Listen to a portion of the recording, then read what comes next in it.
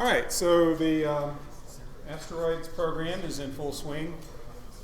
There's two deadlines on Wednesday. One is that by 5 o'clock p.m. on Wednesday, you need to have met with a TA and demonstrated the 5 required features for PS11B. So you get 8 points per feature, and then that completes the meeting with the TA. You need to, if you've got a partner, the two of you need to go together. If only one of you shows up, only one of you gets credit. Okay? And the deadline's 5 p.m. We're all going home at 5 p.m. So you can, appointments have been up for almost a week, so be sure that you make an appointment. We can't accommodate everyone if they show up at the last minute. Also on Wednesday at midnight, 11:59, there's a report. It'll only take a couple minutes. Basically describe how things are going. That's due as well. That's 5 points. So don't miss out on those 5 points. And then after Thanksgiving, we'll go to till Thursday or Friday at the end of the week. The rest of the assignments due. There'll be no lecture on Wednesday. You can use extra time for last minute tweaks to your program or something. Any questions or problems? Yes? When is the next course due after that? The final chunk is due the last Thursday of the semester, or Friday if one of you has a late day. Yes? I was just curious what the TA coverage will be the final week of the semester. Okay, you're asking what the TA coverage will be the final week of the semester? Yes. It'll be similar to the TA coverage we've had all semester. I'll try to get the TAs to volunteer for extra time, but they've got their own classes to deal with. Yeah? I was just wondering, because we've met with the TA that hasn't shown up on campus or something, so maybe it's not sent through or we need to meet again. I would expect that, I see the problem. No, the TAs are recording the grades in Gradescope. So you're not going to see it show up on Canvas until later. Yep. Are we allowed to meet with the TA outside of our appointment time? You're allowed, okay, say it again. Are we allowed to meet with the TA earlier, like if we're done before our appointment time? Okay, asking, are you allowed to meet with the TAs before your appointment time? Well, if you want to do that, just make an appointment for the current time, and then delete the old. Be sure and delete the original appointment. Any other questions? Yes? I was just curious if we get a regrade in Gradescope, when does it usually populate to the grades in Canvas? Okay, so the question was, if you get something regraded in Gradescope, when does it populate to Canvas? I have to push a button for that to happen. And so if I'm not aware that something was regraded, then it probably hasn't populated. So let me know. I can push the button. Any other questions?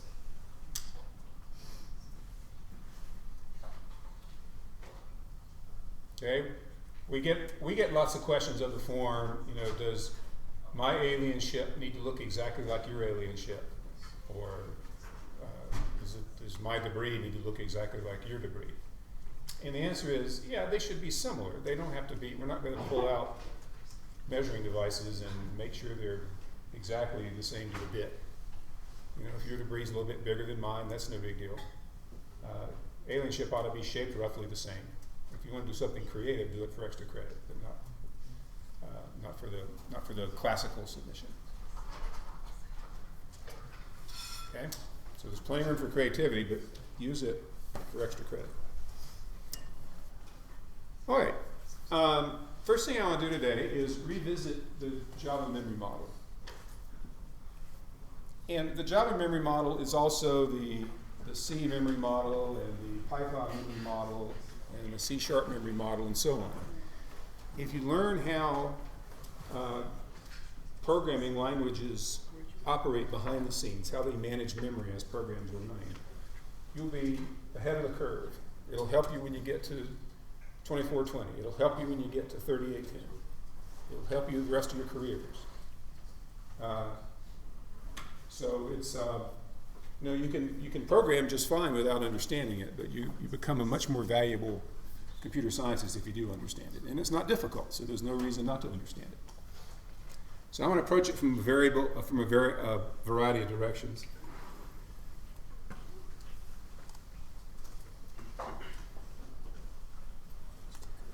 And we're going to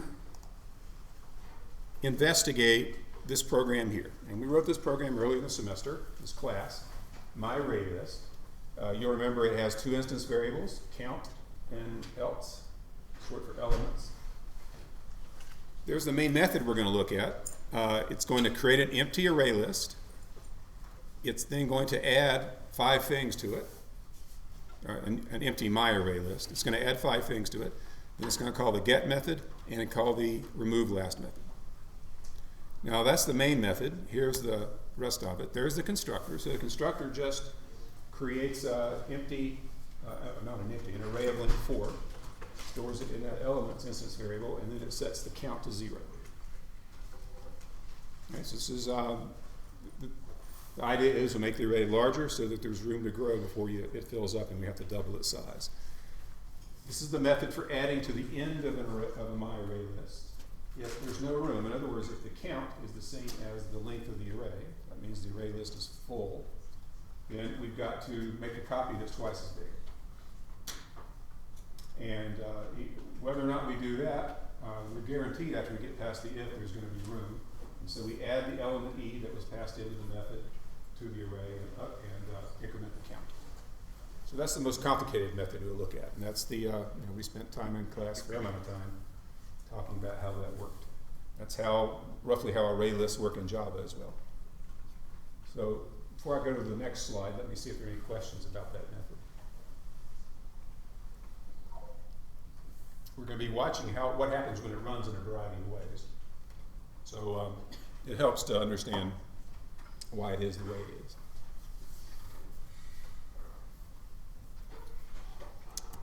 Okay, here's the method to remove the last element of the myArrayList. All we do is decrement the count. So if there are 5 things before, we just decrement it to 4 things. And then to change an element, we go to its, at a given index, we go to the given index in the array, the underlying array, and change the value, assuming the index isn't too big. So those are our methods. Now, this is what happens when you compile that class. So when you compile a Java program, and it used to be I didn't have to explain this to students because you wrote a program and then you did something to compile the program. Nowadays it happens automatically and you're not even aware it's happening. But whenever you save your Java code in Eclipse, Eclipse quick compiles it. And this is what it produces. It produces what's called Java bytecode. So this is part of the Java bytecode for the main method. And you can look and see what's going on. If you've heard of assembly code before, Java bytecode is a form of assembly code. It's just a low-level programming language to which, in this case, Java is translated. Then, once you've got it translated, this very low-level, simple programming language, that's executed by the Java virtual machine to actually carry out your program. So you can think of these as instructions that tell the Java virtual machine what to do. So I'm going to step through the code so you can get a feeling for what it's like. And imagine if you had to write this directly. Instead of writing Java, if what you had to do was write Java bytecode without the benefit of a compiler. That's the way things were in the 50s. And for quite a while after that, and still today, there are people that write directly in assembly code. You'll write in assembly code if you take 3810, for example. All right, so that first instruction, well, let me begin. I get a little bit ahead of myself. What I'm showing in the lower left is called the runtime stack. And the runtime stack is manipulated by the Java virtual machine as it executes the bytecode. And so we're going to, I have 2 things on the stack, or space for 2 things on the stack right now. One is the variable I, which was, let me back up here. So notice that there are two local variables in the main method, list and I.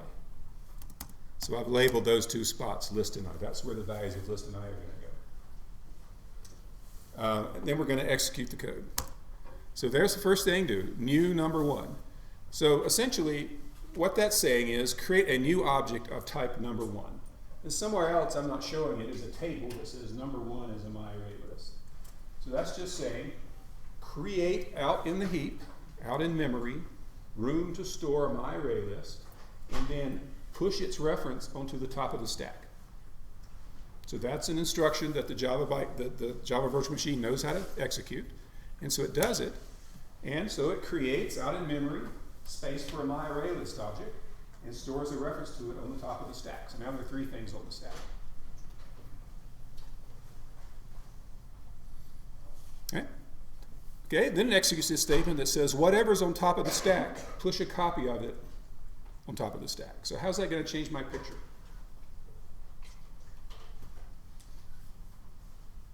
What will that dupe statement do? That dupe instruction.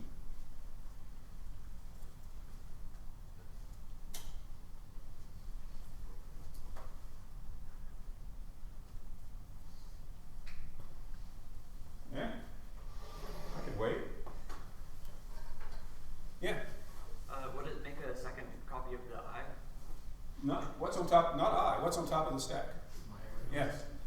myArray list object, the blank one. Right.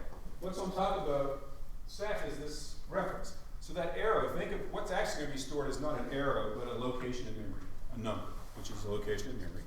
So yeah, we're going to duplicate that. So we end up like that. Now you may be wondering, why did it bother to duplicate the top of the stack? But that's just what the compiler put out, and we'll see where it leads.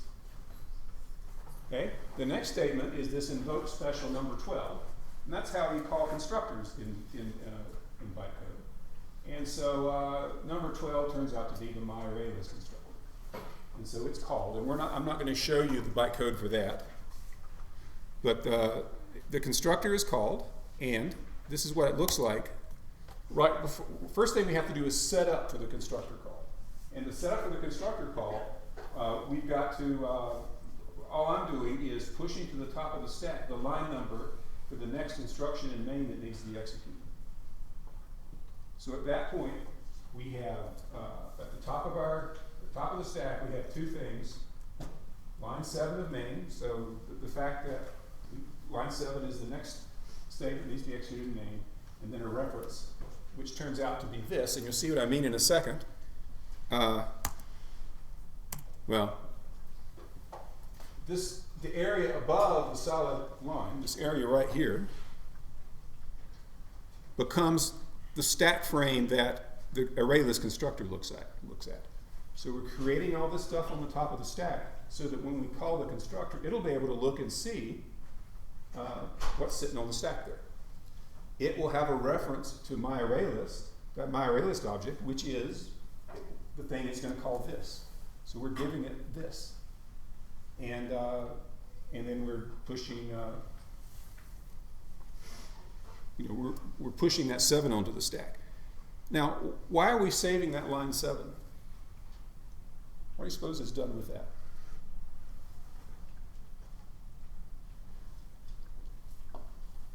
Yeah. So that when the constructor is done, it knows where to go back to. Right, so when the constructor is done, it knows where to go back to. So we call the constructor, and it consumes that information, and now we're back on line 7, and our stack is back in this state. And we'll execute along. This next instruction, a store 0, says store the top of the stack into variable 0. So it pops the stack and stores whatever it finds into variable 0. So count from the bottom, list is variable 0, I is variable 1, and so that error gets stored into list. This next statement says push 0 onto the stack. Well, that's easy. The next statement says pop what's on top of the stack and store it in a variable 1. So what's going to happen? Okay, he's going like this. So what does that mean? Yeah, it's going to take that 0, pop it, and store it at variable 1, which is I. And then, for whatever reason, it's going to go to line 21. So this is the rest of the bytecode. So it goes to line 21. Line 21 says, push the contents of variable 1 onto the stack, top of the stack, so the 0 gets pushed. It says push 5 onto the top of the stack, and it pushes 5.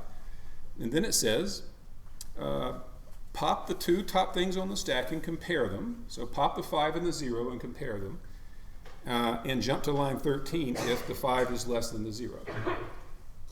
Or no, the other way around, if the 0 is less than the 5. So the 5 and the 0 are going to get popped, and we're going to go to line 13. What just happened? Why did it go to the trouble of pushing the 0 and the 5 to compare them? What does that have to do with the program? I'll go back and show you the source code here. There's main. Yeah? Is that just iterating through the for loop now? Well, that's at part of the for loop, but which part? The I++? No, not the I++. It pushed a 0 and a 5 and compared them. Yeah? Well, 0 was, I was initialized at 0, and then 0 was compared to make sure that it was less than 5. And then Right. executed line. Right. I contains 0. That's where the 0 came from. We need to compare it to this 5. That's where the 5 came from. So it's executing that comparison right there. So the bytecode we just got was we looked at was generated to do that test. So let's go back to the bytecode. Okay, we push the 0, now we push the 5, now we compare them, and we're up here at 13. All right, and let's see what it does now. It says push variable 0 onto the top of the stack. So variable 0 is the list, so it pushes that reference. Push variable 1, that's the 0. And then it says to call add last. So we're invoking a virtual method, invoking a method, method number 15, which is add last. And why has it gone and pushed that, let's back up, is evidently doing this push and this push to prepare to call add last. Why did it do that?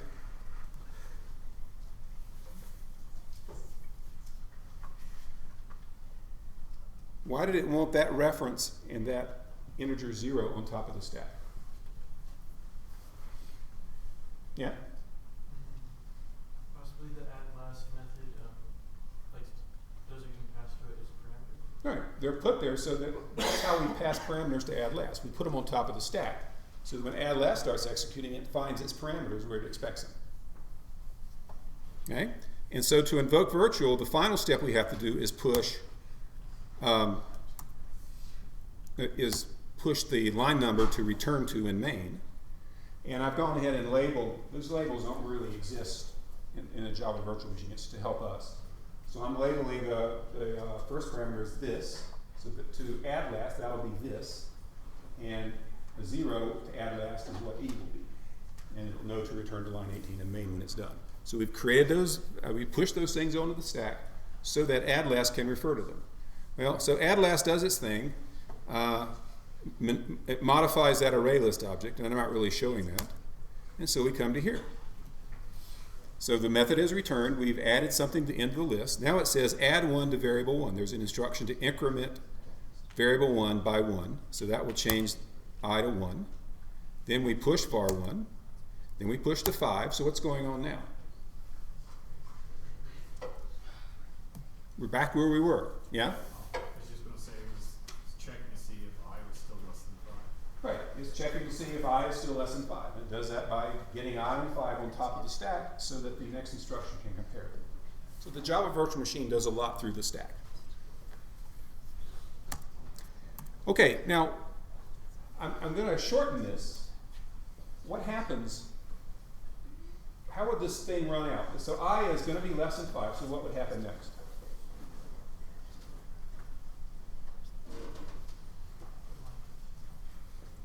What statement would be executed next?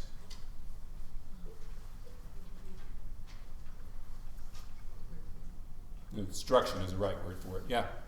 Yeah, we would jump back up to instruction line 13. Right. It'd go up to this instruction that's labeled 13, and it would call add last again. It would increment I again. It would do this comparison again, and then what would happen?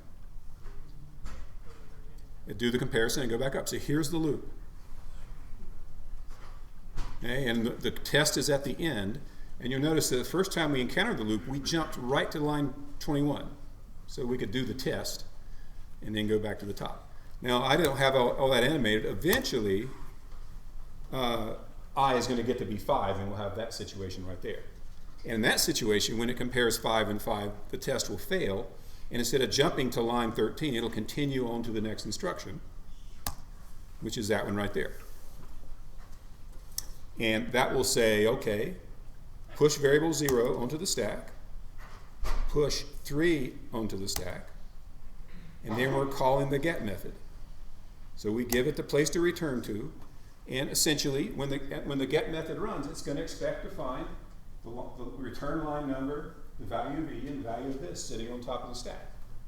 So it does its thing and returns, and it returns something because we called a get, and then we pop it and throw it away. So why would we called that method, we got a 3 back. Why is it being thrown away?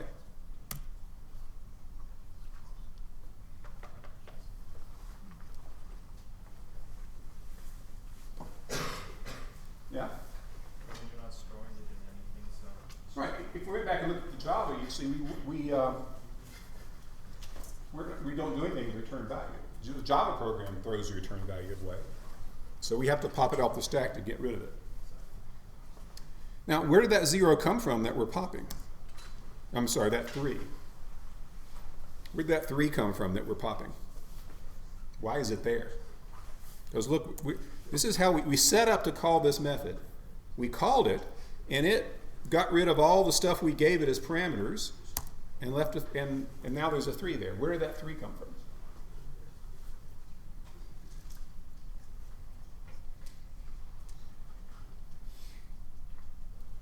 Yep. Is it line 27 where it pushed it forward? Well, let's go back again here. Okay, there was a 3 somewhere on the stack, but now there's a 3 a different place on the stack. So this is what it looked like right before we called the method. This is what it looks like right after the method returns. So where did the 3 come from? What's that?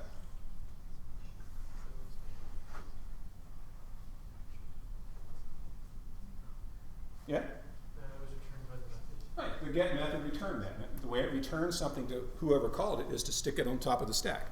So that when the method that made the call gets control back, it can find the value that was returned on top of the stack. But we don't need it, so we throw it away. Now we push variable 0 on there and call remove last. And after it returns, we're in this situation, and then it's our turn to return, and now the stack is empty. So that is sort of a short trip through a program, an executing program, to give you some idea of what's really happening behind the scenes. Hopefully it gives you some appreciation of the difference between Java, a high-level language, and Java bytecode, an extremely low-level language. And it should make you glad that you program in Java instead of in Java bytecode. Yeah. What exactly is the return? Does it return what's on top of the stack? Well, in this case, our method is void. Main is void, so return just means return to whoever called you. I'm not really showing how that works or who you would call it. Okay? Now, when you look at assembly code, if you take 3810, it'll be a completely different assembly code, but it will be sort of at the same level. Something that it's possible to understand, but challenging to program.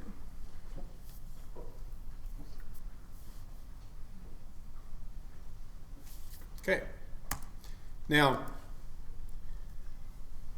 what we just saw sort of hints at the, it shows something about how the stack is used and how the heap is used, but it's really too low level for our purposes.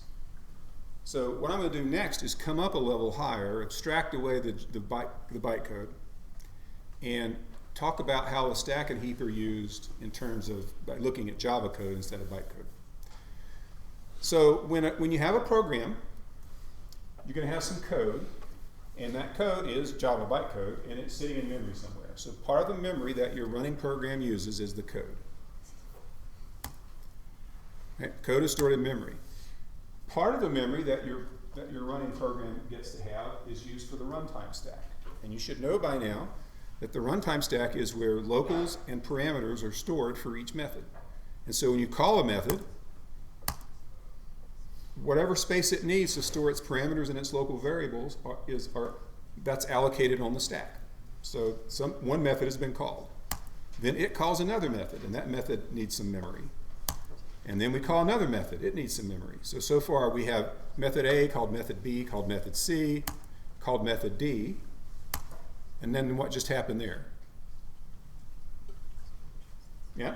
D returned. Okay, method D returned and no longer needs its memory. So the stack's a very efficient data structure. It doesn't waste memory at all. So now maybe method C returns, and then B calls some other method, which calls another method, which calls another method, which calls another method, and so on. So stacks grow and shrink as methods are called and methods return. And each stack frame exists to store the local variables and the parameters of a particular method. And at any given time, only one of those stack frames matters. Which of those is the only stack frame that matters at this point in time? Rightmost. What's that? The rightmost. The rightmost, or the topmost is the way you usually talk about it. Stacks aren't usually drawn sideways like that. The topmost, rightmost frame, that's the memory that's being used, the stack memory that's being used by the currently running method. And when it returns, its frame will be thrown away because it's not needed anymore. And whoever called it will take over, and lo and behold, where will it find its locals and variables? Its locals and parameters.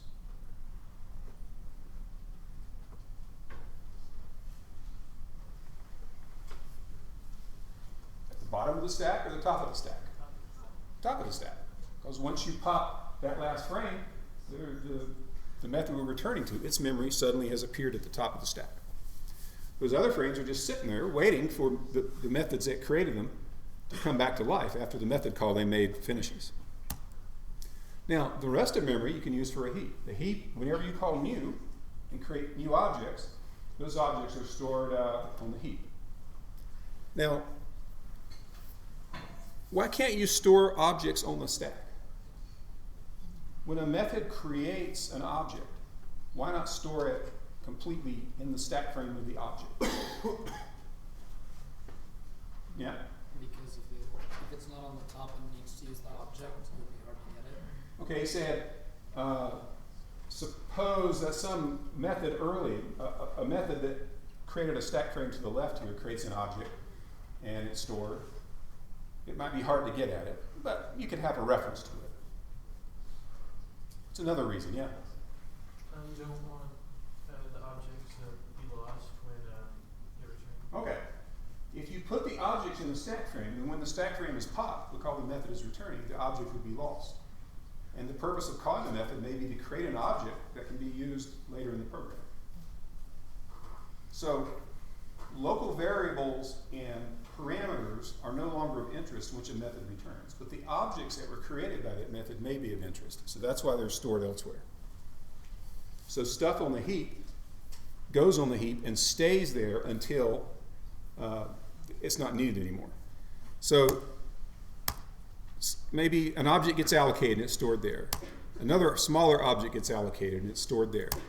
Then a large object's allocated and it's stored there. Then maybe Java realizes that small object right there is no longer needed because there are no references to it from the stack. And so that's called garbage collection. It's freed up. Then maybe another object is allocated, and then that one's gotten rid of. So there is a program called the heap manager or the dynamic memory manager or some such that manages all this free memory. And whenever new is executed, it figures out, it knows where all the free space is in the heap and figures out where to put it. So maybe the next object gets put there. Next object goes there because it didn't fit in the space we had available. Then that one is deallocated. So what do you see about the difference between I say stacks are a very efficient data structure. They make really good use of available memory. What's the problem with a heap? Yeah, it has those holes. And those holes aren't usable unless you need an object that fits in the space, and you may or may not need that. So some garbage collectors are called compacting garbage collectors. In addition to collecting garbage, they'll rearrange the heap by moving the objects so they're lined up nicely. So you get rid of those holes. Okay, so we're going to focus on the stack and the heap again, but this time this is the stack, and it's going to grow up, and the rest of the slide out here is the memory, is the heap. And there's our program. So remember, when you're running a method, or I shouldn't say that's our program, that's our first method. The stack frame is going to contain the parameters and local variables that method needs. So this thing takes no parameters, but it does take, it has local variables I and list. So I've got room on the stack to store them.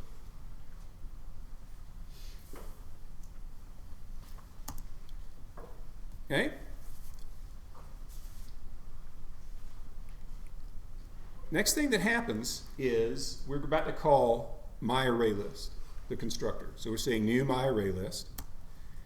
And I'm not going to look at the heap at all in my first pass through this. I'm not going to look at the values of the variables. I just want to show you how the stack frames change as methods are called. So we're about to call that myArrayList constructor. And there we are. We're now executing myArrayList. Why does its stack frame only contain this? The original stack frame for main contained I and this. But why is the constructors, the only thing it has is a reference to this, which is the object being constructed.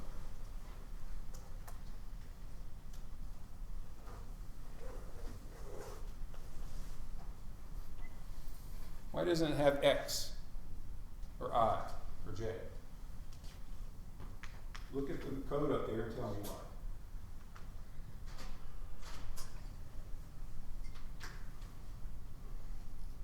Yeah? Because it says this.out. Well, right, it takes no parameters, and it has no local variables except for this. All right? Anytime you call a constructor or a method, there'll be this, which is the object it's working on.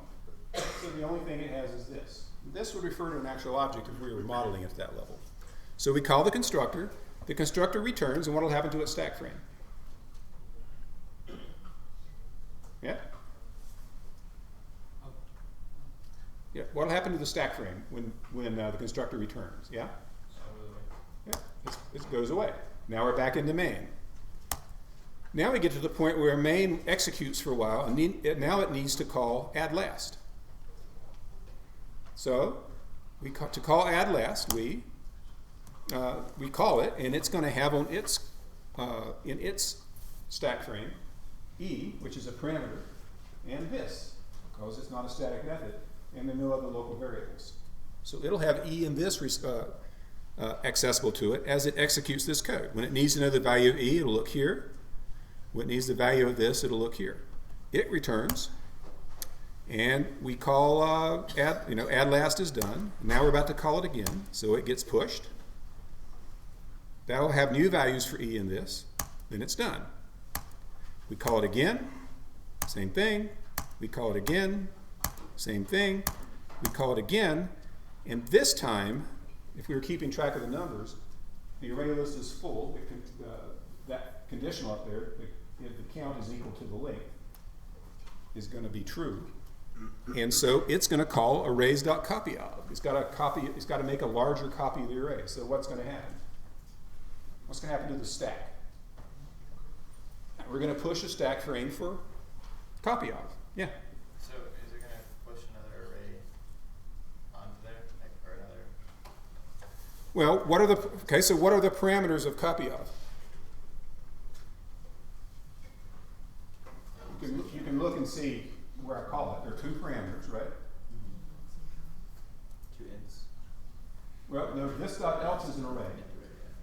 So there will be an array push as one parameter, and there'll be an int push as the other parameter.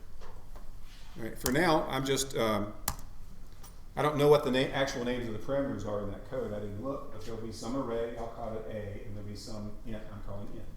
So at that point, as copy of is executing, there are 3 stack frames. Well, copy of finishes up and returns, and then add last does its thing and returns, and we're back to here. Now the loop is over, and we call set. How many things will be put into the stack frame of set?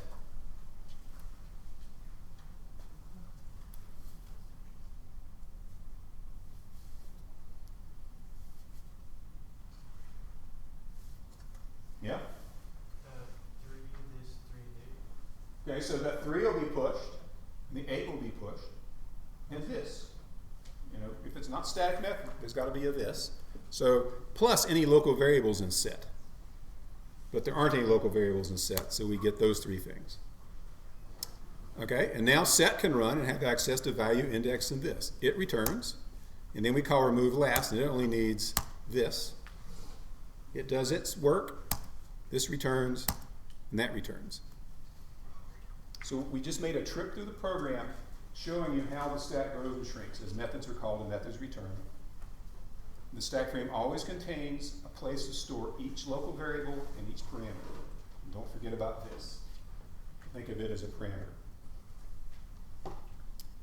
So what's left to do is to work through the same example again, the same code, the same main, filling in the details I kept out before. So we saw the stack grow and shrink. We saw what was in the stack frame in terms of what variables were. Now we're about to see what the values of the variables are and what it looks like on the heap. So to prepare for that, let's take a short break, and we'll see this, this last example in its full glory.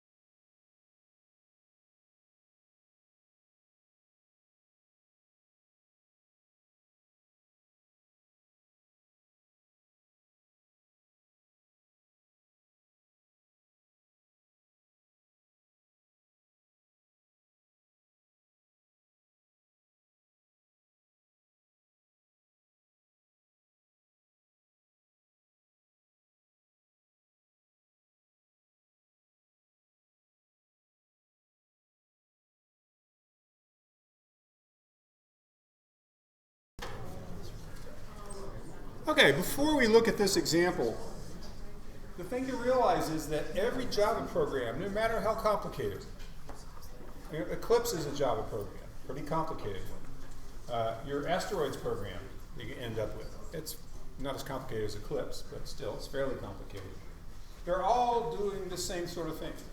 They're all compiled to bytecode, and when they run, you can imagine the stack getting, the stack frames moving up and down, and stuff being created on the heap, and stuff being collected from the heap. So this is sort of going on like clockwork, very, very fast as your program runs. All right, let's see what we got here. There's our main method. We got room for our, there's always going to be a stack frame containing locals and parameters. This one has I and list. Those are the only two local parameters. Why is there no this in the stack frame for main?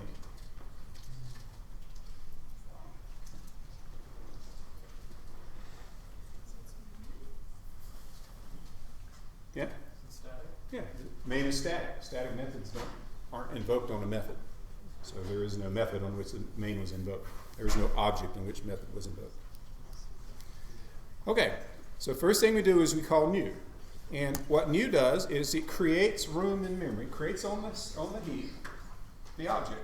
It's sort of when I say it creates an object, it creates room for the object.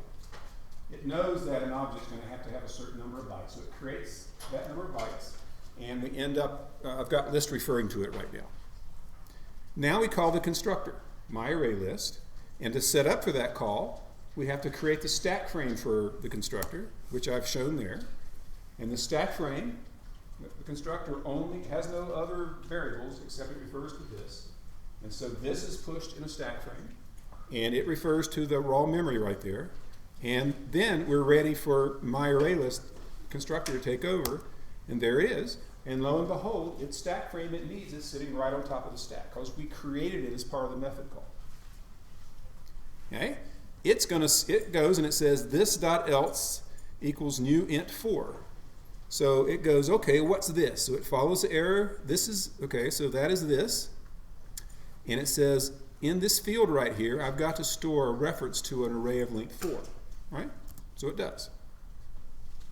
Now that's going to be multiple statements of Java bytecode, multiple instructions, but that's what happens in the end.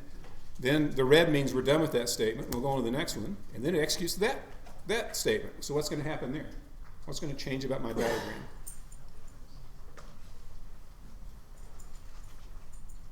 Yeah? Count gets assigned to 0. Yeah. It says this dot count gets 0. So it says, okay, here's this, here's the count field, and we're going to store 0 there. So there it is.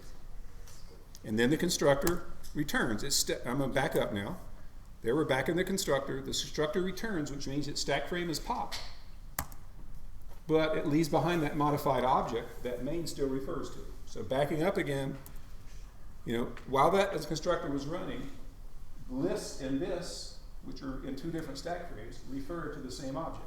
The constructor modified the object, but now list still refers to the modified object. So the constructor is run, and the myArrayList is initialized. Okay, we run along. First thing we have to do is set I to 0, and I sort of jumped the gun on it and set I to 0. Then we got to compare to see if I is less than 5, and it is. And now we got to call list.addLast of I. So to set up, we have to create the stack frame that addLast expects on top of the stack. And there it is. It expects a parameter e, which we're going to set to 0 because we're trying to insert a 0 right now. I is 0. And it expects to find this, which is the same thing as list. So we set that stack frame up, and then addLast takes over. addLast checks to see if the array is still big enough, and it is. Then it executes that statement right there in green. What's going to change? What are we doing here? It says this dot else, which is this thing here, and this dot count is 0, so it's going to go right here and store a 0 there because e is 0. So we won't see anything happen, but it's storing a 0 right there. And then it says this dot count plus plus. So what's going to happen to the picture?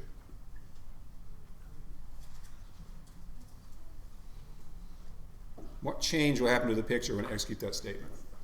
Count go to 1. Yeah. this dot count, which is this thing right here, will go to 1. Now, I'll just mention this. In reality, this information here is not stored on the stack, and this information here, I'm talking about the names of things, count, else, this, list, is not stored on the stack. Instead of referring to directly, it would the compiled code would know that this is the first parameter and is the second parameter. So it just knows where they are in relation to the beginning at the top of the stack. Same thing for these fields in the object. It just knows count is the first value in the object and else is a second value.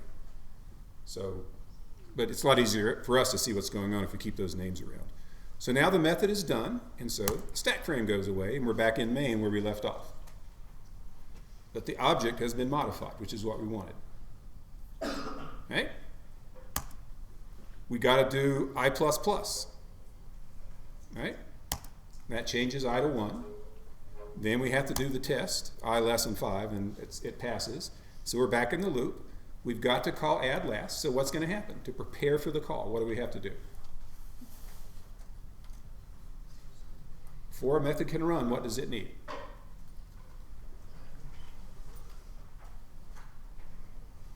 We saw it once before, and we'll see it 4 more times, so I'll tell you the answer this time. It needs a stack frame, right? So we push the stack frame. We know that this method we're calling needs an and a this. Why did we set this to refer to the same thing list refers to? Why was that initialized? Yeah? Right. We're invoking add last on this object list right here. So whatever list refers to is what this had better refer to. This is just how parameter passing works. Why do we set to 1?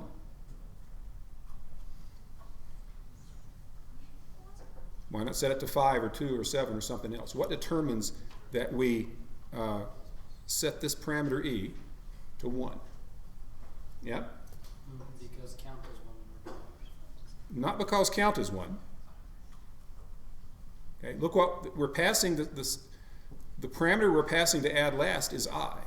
I is 1, therefore we put a 1 in as well, because we want to be the one that we're passing to it, and we want this to be the object the method was invoked on. Okay? So when add last starts out, it's going to have these 2 parameters with values. So it's going to check the count, it's good.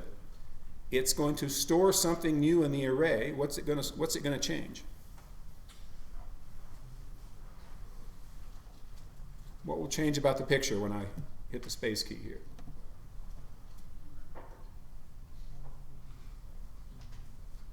Yeah? It will store 1 at the second, but at the, Yeah, it'll store 1 right here because this dot count is 1. So this is index 1, and it'll change it to whatever the value of is, and the value of is 1. So just like we're referring to over here to find out what the values of things are, so would the running bytecode. So a 1 gets stored there, and then notice that count is about to get incremented. So count will go from 1 to 2. Now the method is done, and it returns, and what happens to its stack frame? It's vaporized, and we're back here. But the change we wanted to have made to the object has been changed, because this and list refer to the same object. Okay? That says increment I, so we do. Now we test to see if I is still less than 5. It is. So we call list.addLast for the 3rd time, and so what has to happen to the stack before addLast can run? I mentioned last time that that's going to happen 4 more times, so here we are. Yeah? New stack frame. New stack frame, and we know it's going to contain in this. What will the value of be in the new stack frame? Because we're calling add last of I. So will be the value of I, which is 2. And what will the value of this be?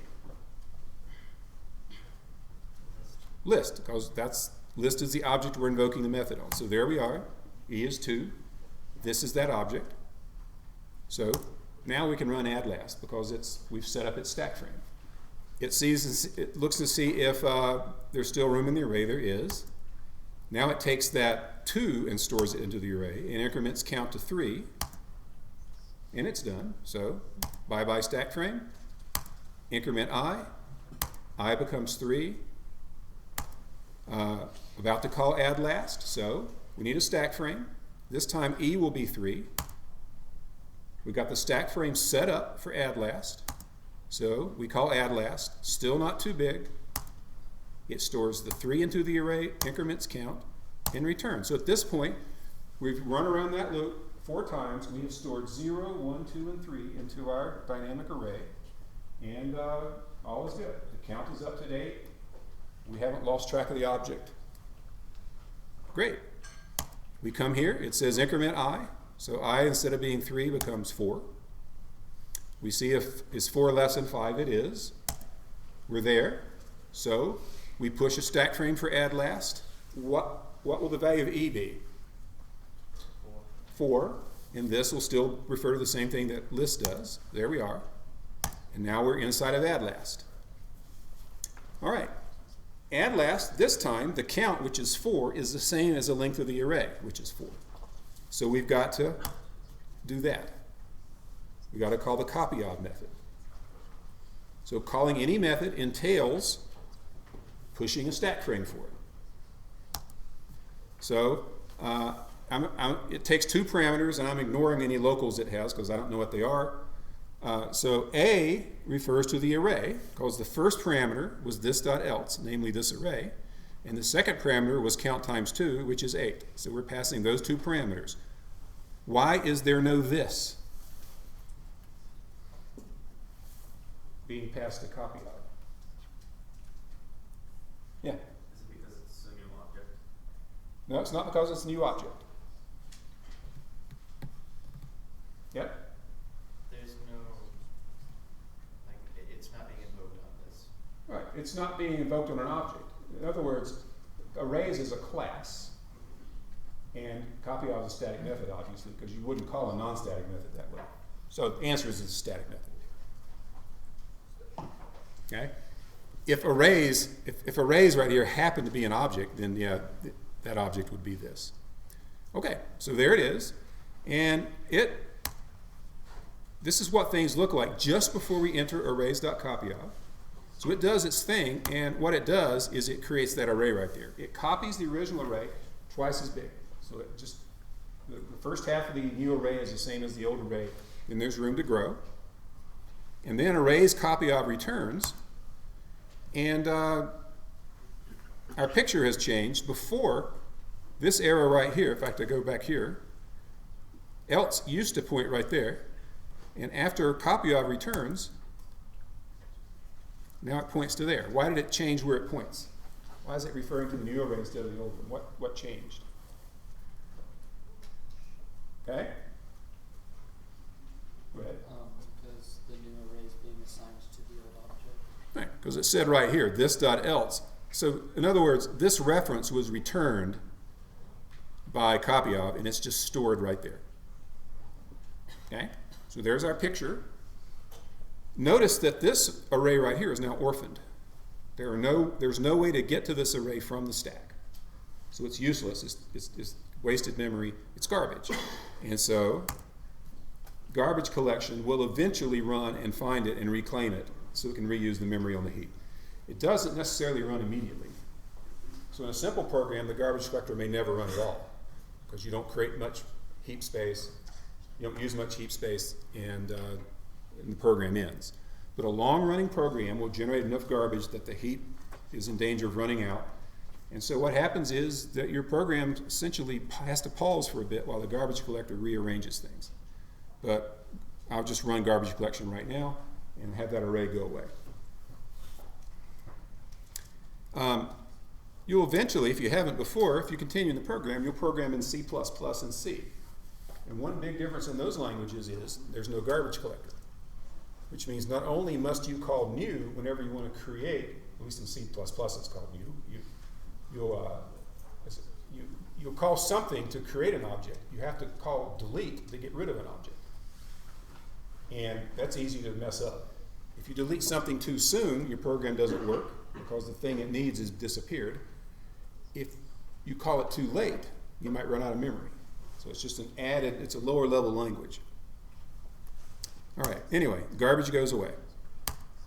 And now we finished this copy. Now we're about to set element 4 to 4. And there it is. We set it. We increment the count. And we return.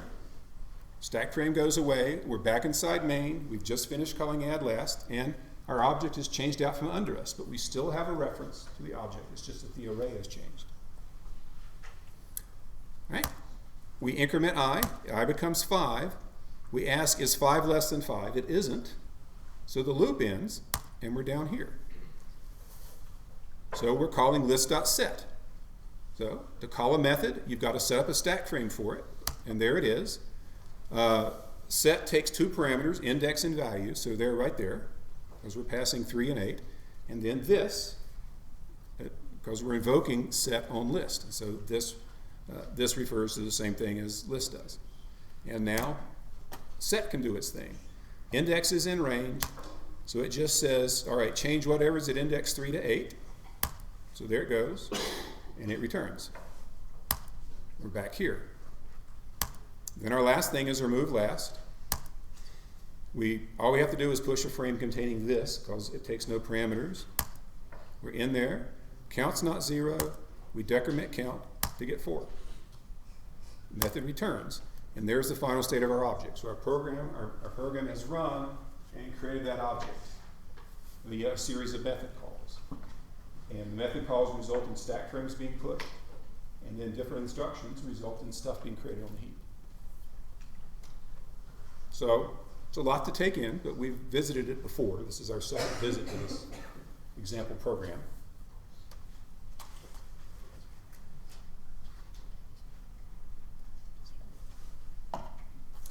So important takeaways are, you really, I'm not going to ask you on a final exam to draw these diagrams, because I don't want to grade them. I know from experience that grading these diagrams is worse than grading a program. But I do expect you to know what the stack is and what it's for, and what the heap is and what it's for, and what garbage collection is, and that, understand this at a high level. And hopefully some of this will come back to you when you need it in the future. Are there any last questions I could answer about it? Yeah. So the heap, remind me the difference between the heap and the stack. Okay. The stack is used in a very ordered fashion. Stack frame is pushed, stack frame is pushed, stack frame is pushed, and then they're popped into reverse order they were pushed. And so there's never any wasted memory in the stack. There's no gaps in it. Heap is also called free memory. And to allocate something on the heap, there's a piece of a program running that keeps track of where there's memory in the heap available. It just figures out where to put your object and tells you where it is. And something can be allocated on the heap and live till the end of the program, or you can allocate it and get rid of it right away. There's no relationship like there is for a stack. When a method returns, all its stack memory is freed up. But that's not the same is not true for heap allocated memory. It may or may not stay around. Yeah. When you call a method, it creates a new state, a new frame. Mm-hmm. So it makes space for all of the local variables. Does that mean it actually looks ahead and makes space for them before it gets to the code that declares them? Okay, so that's a reasonable question. I was a little bit vague. Specifically, he was asking, if I'm going to call a method, how do I find out how many local variables it has so I can put them in the stack frame? So the thing to realize is what I'm showing you is a model. And a model is sort of an abstraction of reality. And what would probably happen in reality is the calling method is just responsible for pushing, in fact we saw that in the example at the beginning, is just responsible for pushing the values of the parameters onto the stack. Then the method call occurs, and then the called method would be responsible for allocating the rest of the memory for locals. I was kind of vague about which was doing what.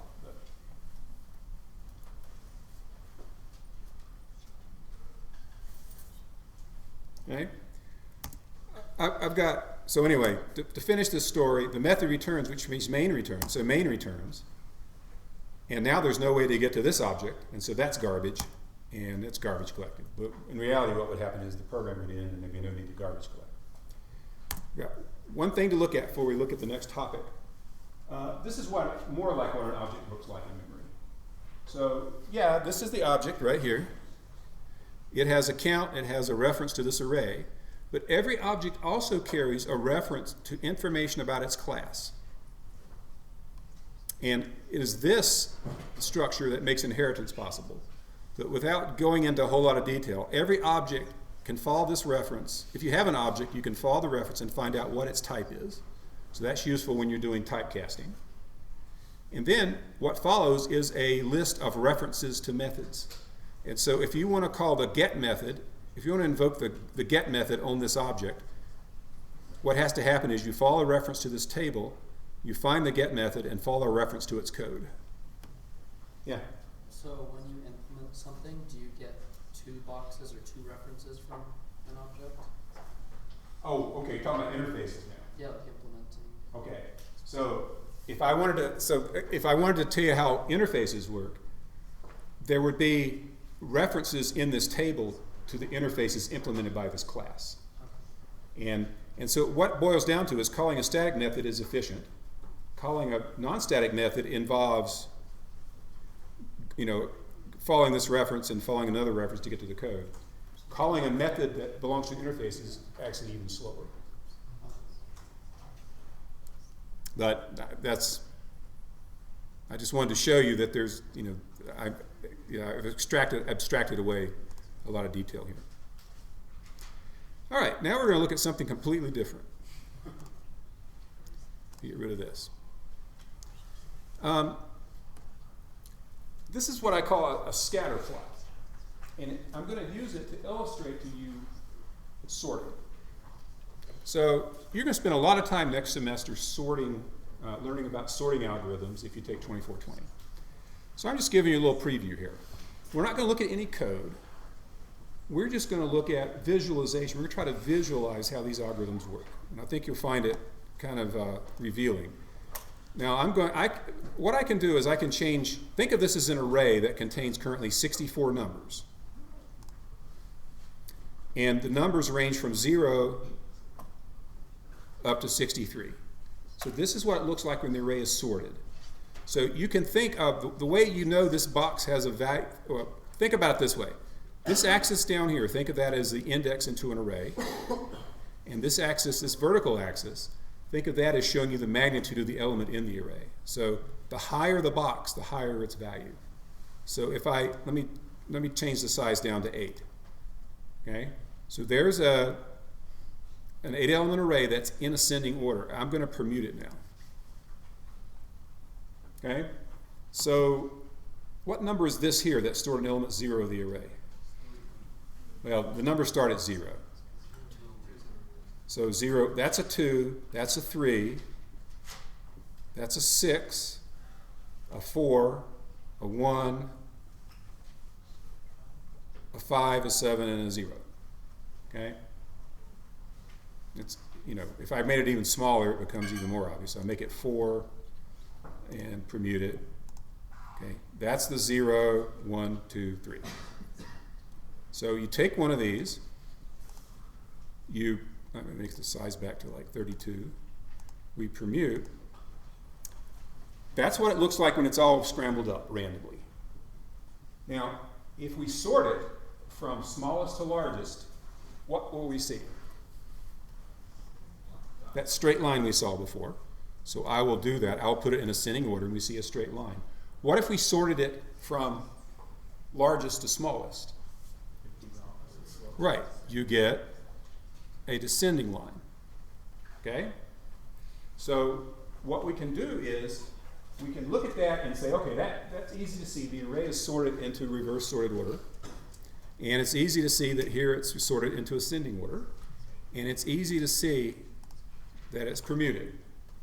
What we're going to do is I'm going to run sorting algorithms on this array, and we will watch as it gets rearranged. So there's where it starts. I run the algorithm. Whoops. And it rearranges itself. So you're seeing an animation of an algorithm. Let me do that again. I'm going to step through it here.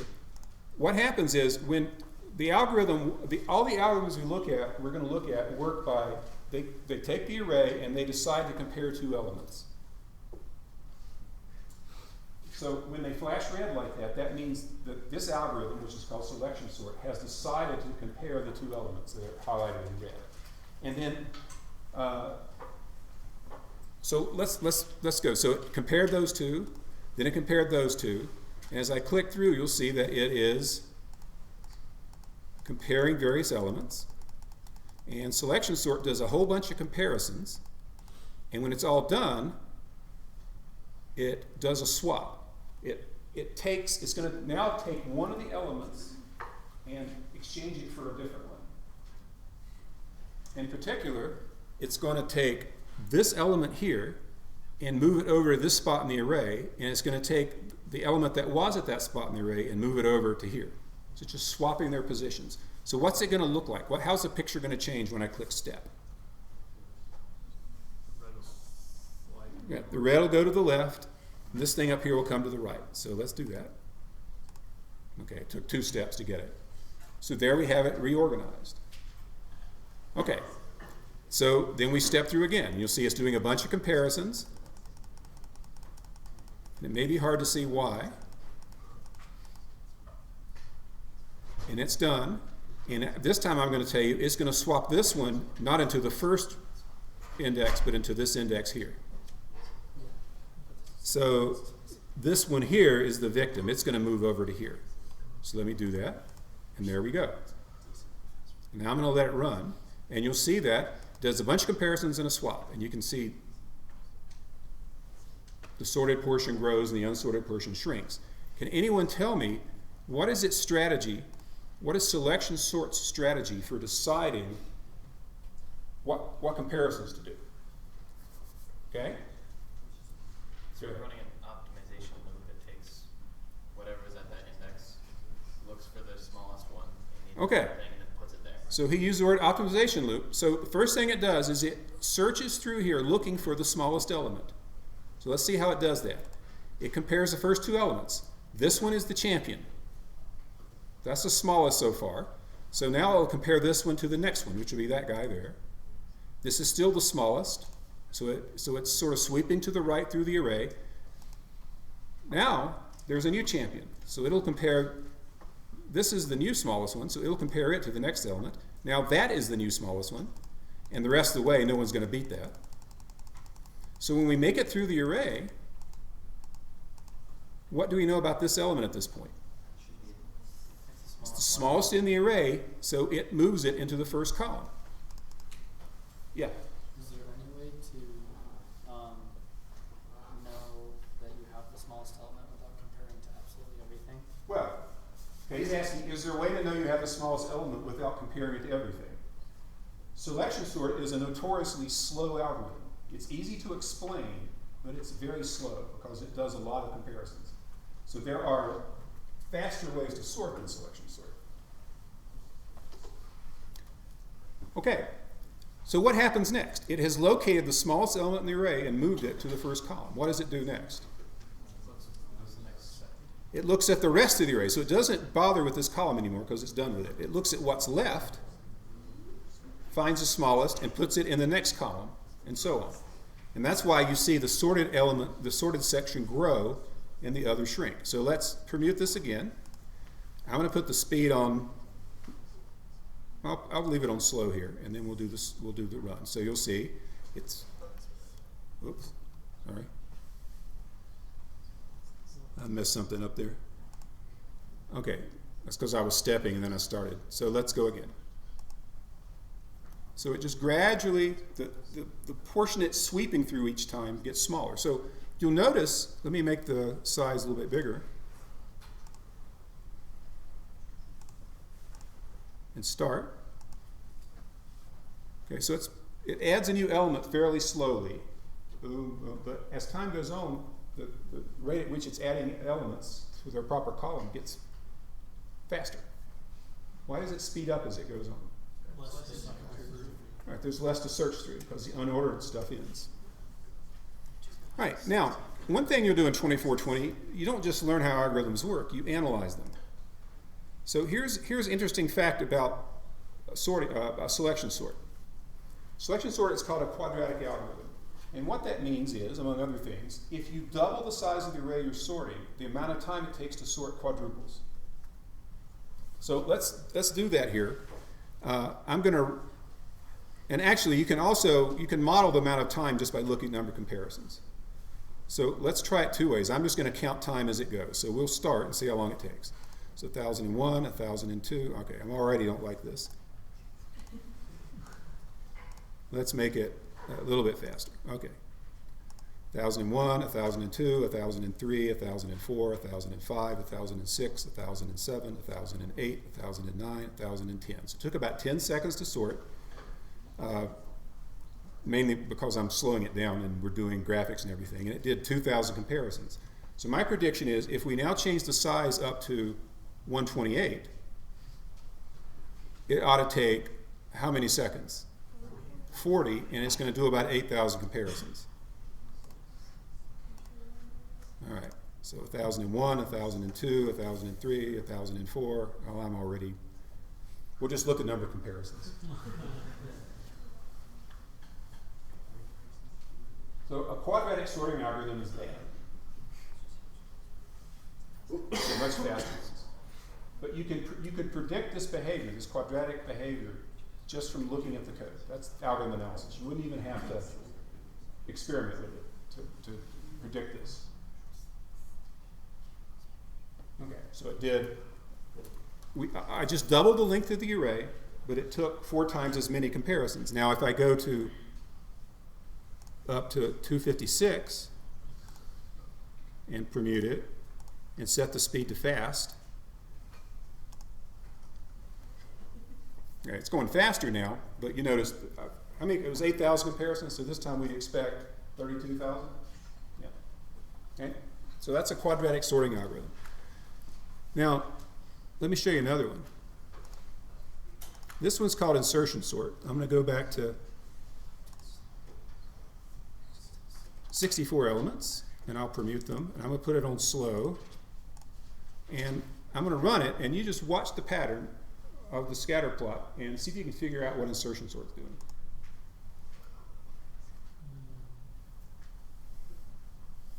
Notice this ripple effect. Think about that.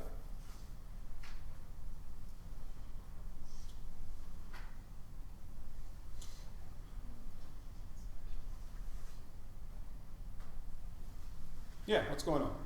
When it finds one larger, it swaps the two and then it restarts its cycle, like comparing each one. Okay. So, that's one take on it. You got part of the idea there. Yeah? It has an area of it that's like mostly sorted, or that, at least according to what's already in that area, it is sorted. Yeah. And then as it encounters elements as it goes to the right, it puts them in that sorted area. And so what we saw is it moved all the ones that were above that to the right of it. Okay. All right, so both those answers are good ones. I'm going to start it and then I'm going to pause in the middle. So it's running.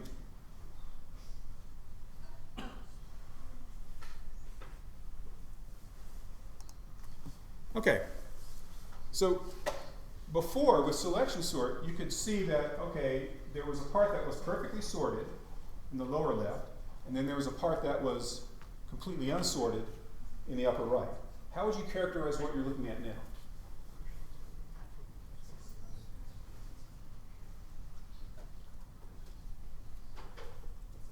Yeah? It's kind of like a moving wall. Okay, he says it's kind of like a moving wall. Okay. What are the two sides of the wall?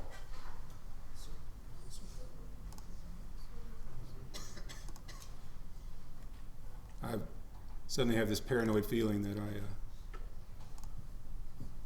okay. Never mind. What are the two sides of the wall? Yeah? Sorted and unsorted. Okay, so on the left side, it's not perfectly sorted, but it's ordered, right? If it were perfectly sorted, it'd be, it's perfectly sorted in the end. It's a straight line, but this is a crooked line. And then on the right, we've got unordered stuff. What does it do with the ordered thing? What does it do? How does it add? Why does the left side grow and the right side shrink? Yeah?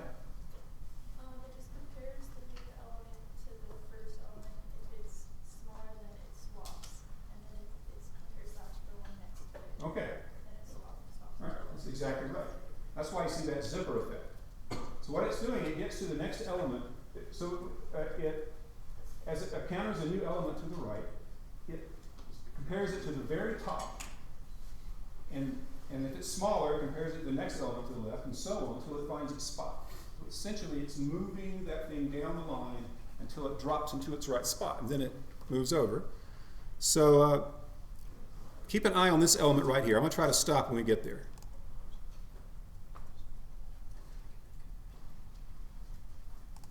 Okay, we're about to encounter this one. It's going to take a few more iterations. But what will happen when the sort encounters this element right here at the bottom, or near the bottom? You'll see it percolate all the way down to where it belongs, which is down here toward the bottom. So it's figuring out where to insert it. There it goes. Boom, down to the bottom. And this one, too, is going to make it all the way to the bottom. So there it goes, all the way. Right? That's insertion sort. Insertion sort is, well, good question. What's better, insertion sort or selection sort? All right? Let's do an experiment here. So there's permuted, and the size is 64. Let's make it 256. Set the speed to fast. We will permute. And let's use selection sort. Start. Okay? So this always takes the same number of comparisons, it turns out. 32,640. Now I'm going to permute. So remember that, 32,000. We'll permute it. I'll set the algorithm to insertion sort. We'll try again.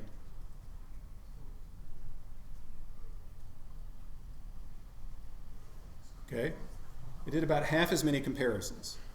So on average, insertion sort is about twice as fast as selection sort, but they're both quadratic.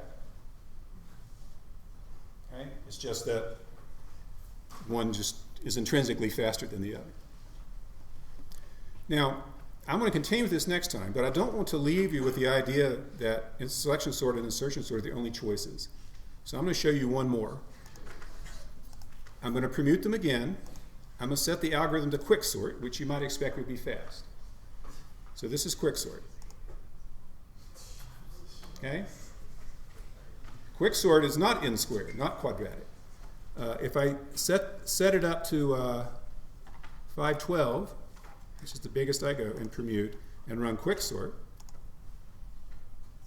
that's quicksort. If I set it and I run selection sort,